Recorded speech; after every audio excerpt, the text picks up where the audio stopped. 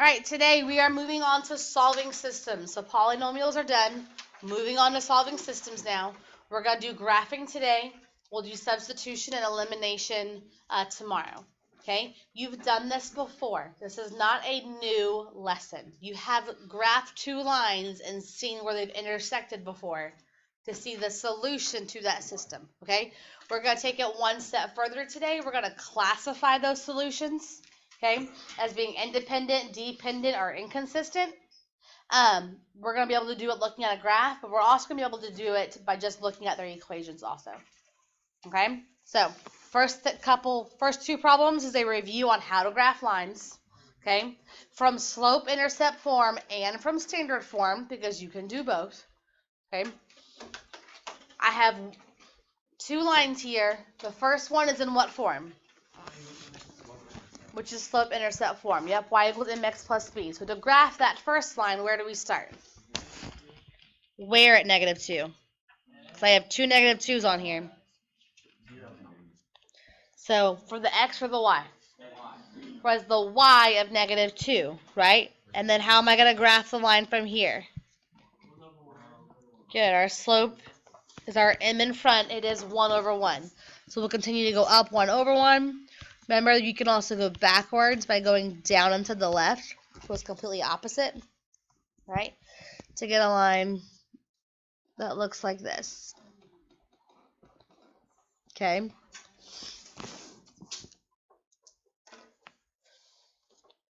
All right, the second guy down here, what did this call?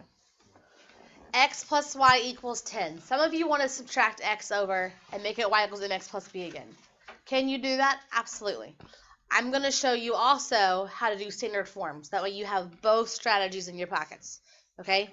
Standard form means x and y are on the same side. Okay? You can find the x and y intercept from this.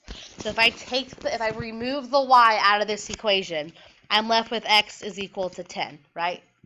If I remove the x out of the equation, I'm left with y is equal to 10.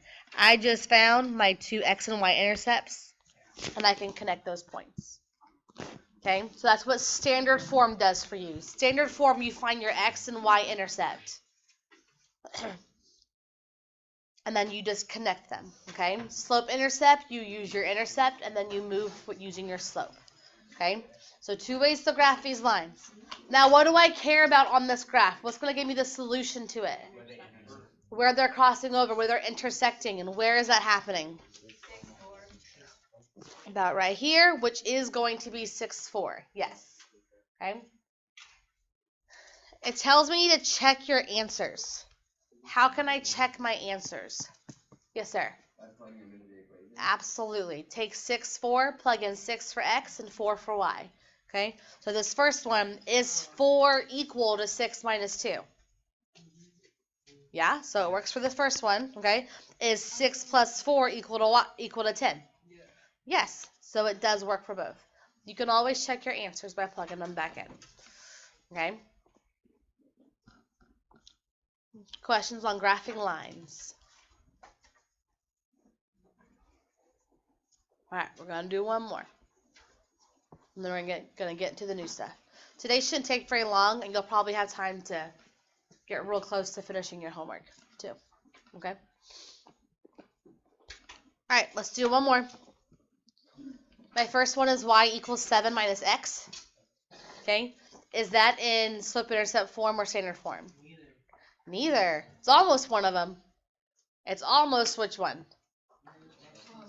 It's almost the slope-intercept form, right? But we don't have my slope and then my intercept. So if I want to rewrite this, I'm going to make it y equals what? Yeah. So we can just kind of rearrange them to make it slope-intercept. So where are we going to start the line? At y equals positive 7 up here. And how's it going to move? Good. My slope is negative x, right? That's negative 1 over 1. So we're going to go down and to the right each time. Okay, to move backwards, let me get all my points on here. Boop, boop, boop. To go backwards, I'll go up and to the left. Okay. So it does extend.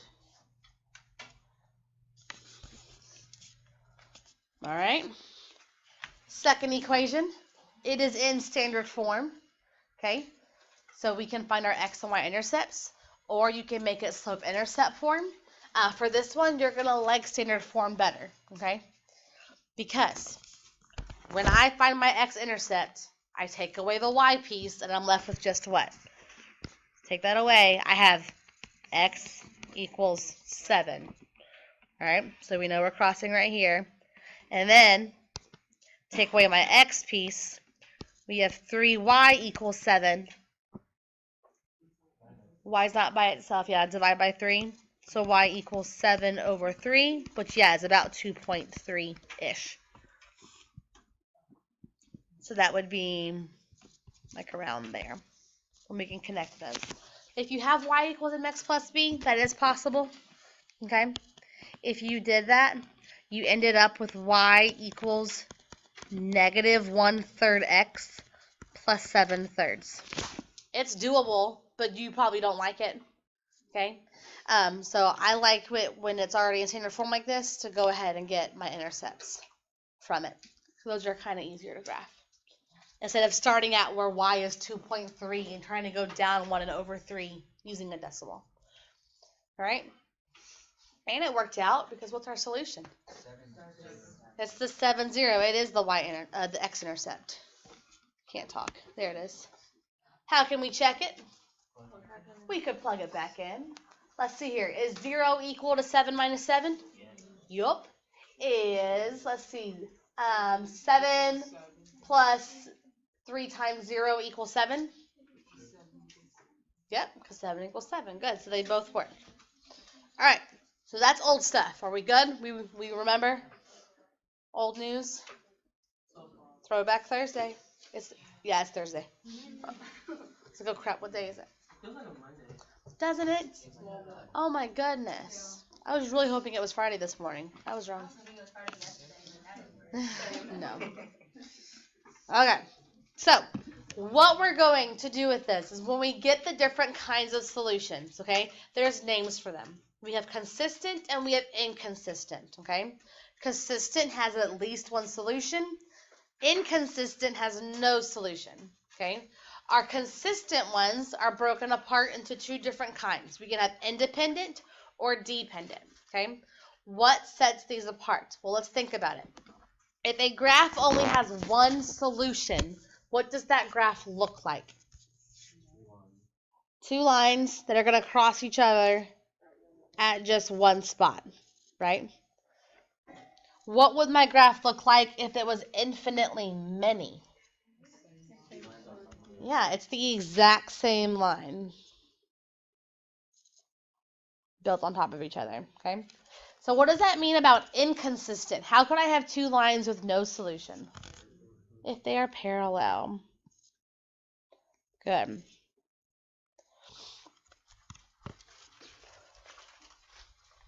Okay. So, independent had one solution. Looks like this. What do we say? Dependent had infinitely many.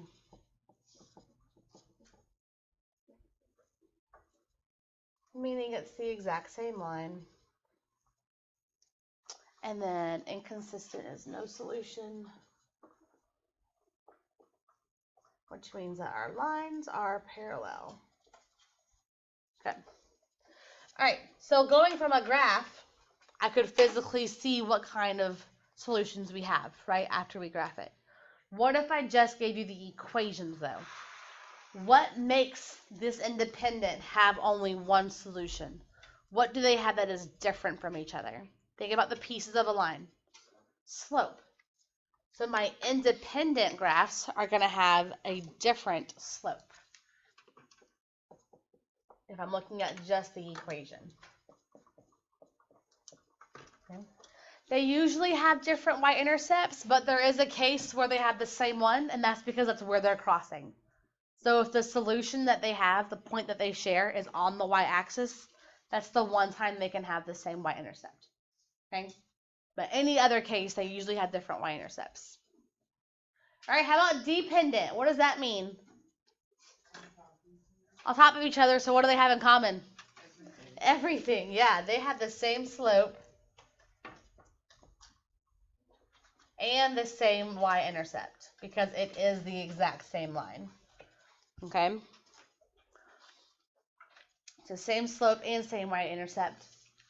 And then inconsistent, to be parallel, what do they have? Nothing. Oh, it's something. Same slope. Yep. So they will have the same slope.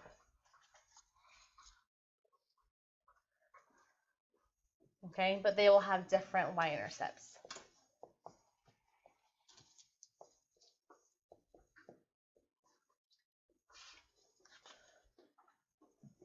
Okay.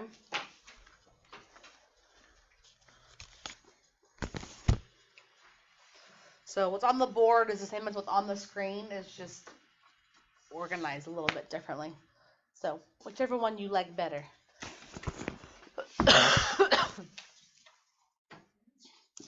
If you picked up a graph sheet, by the way, that's for your homework, so don't lose it.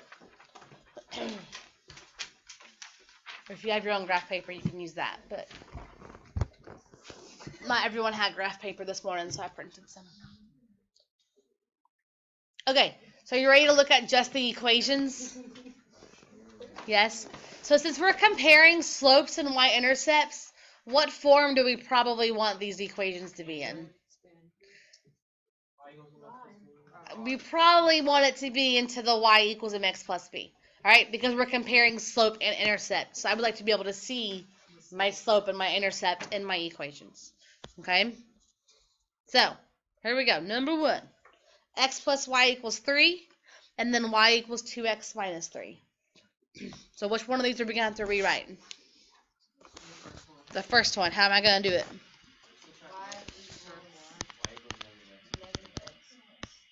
Good. Y equals negative x plus 3. So we're looking at this and this one. So what is the slope of the top equation? Negative 1. What's the slope of the bottom equation? 2. Oh, different slopes. I can go ahead and stop. What does that mean? That means independent.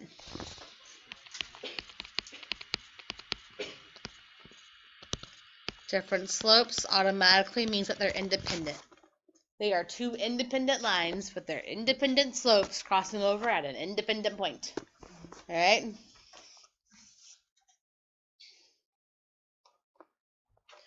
All right, my middle one. Which equation should we rewrite? Let's rewrite the top one. How you going to do it? There we go.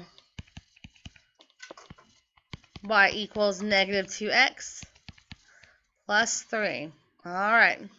So, what is the slope of my first line? What is the slope of my second line? Okay, so far, same slope. So it doesn't tell me anything just yet. But now, is it the same or different y-intercept? Different y-intercept. So what does that mean about the classification? It will be inconsistent. Yep. So these lines are what? What do they look like? They're parallel. They're running next to each other. It's never going to happen, though. They're never going to meet. It's a shame. They have so much in common, and they're never going to meet.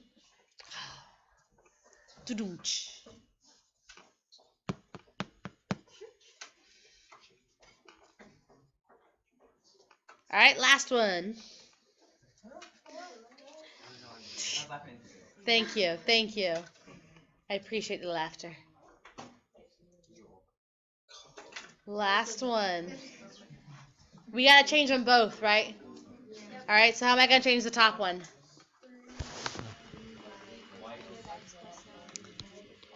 Three y equals negative x plus 9, and then what? And then we got to divide it by 3. So y will be negative 1/3 x, and then what? Plus 3? To get y by itself? Well, hold on, I got to do the next one. So here, I got to actually add 2x this time, right? So we have negative 6y equals 2x minus 18, then what? No, divide by negative 6, right? So 2 divided by negative 6 simplifies to negative 1/3. Negative 18 divided by negative 6 gives me positive 3. Oh, what do we see? They're the same thing. Yes, dependent. It was the exact same line. Same line. Both have same slope and y-intercept. So how do you feel about this new stuff? Feel okay? All right, then you do those next 3. Oh, you can do it. You do the next 3. All right, so a lot of us thought you were going to have one of each again, and you don't. Okay? Don't assume that they're always going to show up for you. They don't. I tricked you. What was the first one? Good. Second one. Last one. Beautiful. Good. Do we need to see any of them? So independent, dependent, independent. You okay?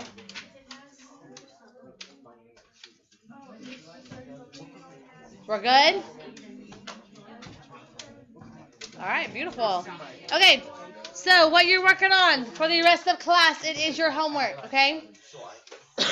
There are 4 problems you'll have to solve by graphing, like the top 2 on your notes, okay? The middle section is what we just did, okay? So if you got a piece of graph paper from me, you have 8 graphs. We'll just use the first 4 for this one, right?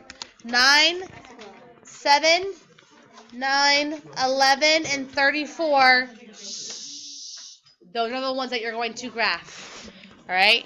So you are graphing 7, 9, 11, and 34, and tell me what the solution is, okay?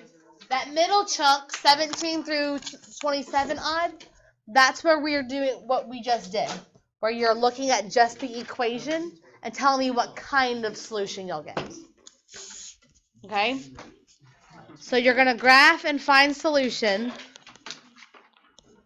for these guys, okay? And then my middle section right here, you're just going to classify. All right? So you need a piece of paper for the middle ones, yes. And then your graph paper for those other 4. Work on it right now. If you finish, you don't have homework. If you don't finish, you got homework. All right? What? No, because there's more graphs, and we're gonna use the other side for other stuff. Don't do it.